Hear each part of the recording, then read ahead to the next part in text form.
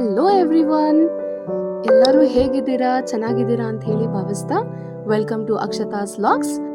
So ಇವತ್ತು ನಾನು delicious ಮತ್ತು ಚಟ್ಪಟ ಚಿಕನ್ ಮಸಾಲಾನ ಯಾವ ಥರ ಮಾಡ್ಬೇಕಂತ ಹೇಳಿ ತೋರಿಸ್ತೇನೆ.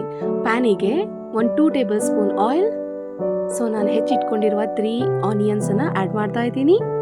ಸೊ ಈಗ ಆನಿಯನ್ ಚೆನ್ನಾಗಿ ಎಣ್ಣೆಯಲ್ಲಿ ಫ್ರೈ ಆಗಬೇಕು. ಎಸ್, ಆಲ್ಮೋಸ್ಟ್ ಗೋಲ್ಡನ್ ಬ್ರೌನ್ ಆಗಿದೆ. 1 ಬೌಲ್ ಅಷ್ಟು ಟೊಮೆಟೊ ತಗೊಂಡಿದ್ದೀನಿ. ಚೆನ್ನಾಗಿ ಫ್ರೈ ಮಾಡಬೇಕು ಇದನ್ನ. ನಾನು 1 ಟೇಬಲ್ ಸ್ಪೂನ್ ಜಿಂಜರ್ ಗಾರ್ಲಿಕ್ ಪೇಸ್ಟ್ನ ಹಾಕ್ತಾ ಇದ್ದೀನಿ. 4 table spoon chilli powder,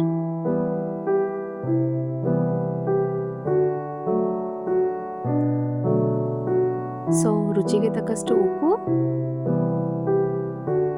1/2 table spoon turmeric powder.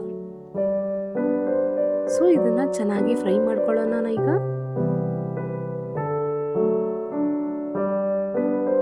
So ಈಗ ಆಲ್ಮೋಸ್ಟ್ ಫ್ರೈ ಆಗಿ ಬಂದಿದೆ. ಸೊ ನಾನು ಚಿಕನ್ ಅನ್ನ ಆ್ಯಡ್ ಮಾಡ್ತಾ ಇದ್ದೀನಿ.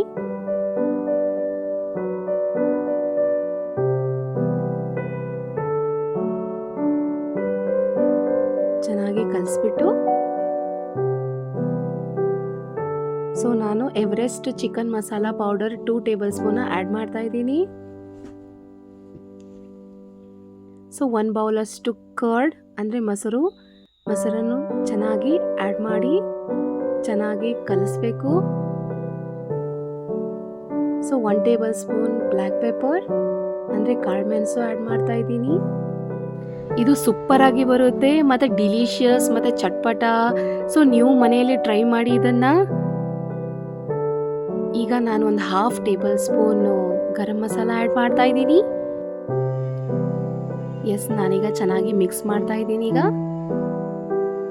ಸೊ ಈಗ ಲಿಡ್ನ ಕ್ಲೋಸ್ ಮಾಡಿಬಿಟ್ಟು 2 ವಿಸಲ್ ಆಗಲಿ.